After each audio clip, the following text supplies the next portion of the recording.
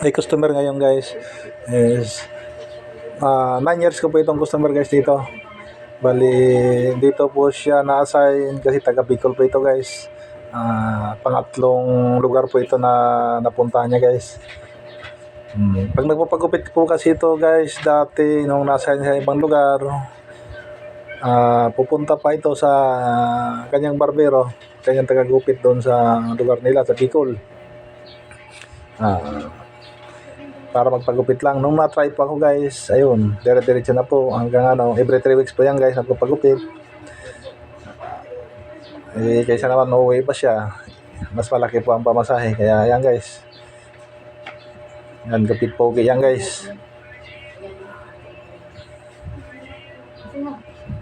Kailangan po talaga guys sa isang tao guys, laging pogi o laging confident sa sarili. Kaya guys, maraming salamat guys at God bless po sa inyo. Thank you.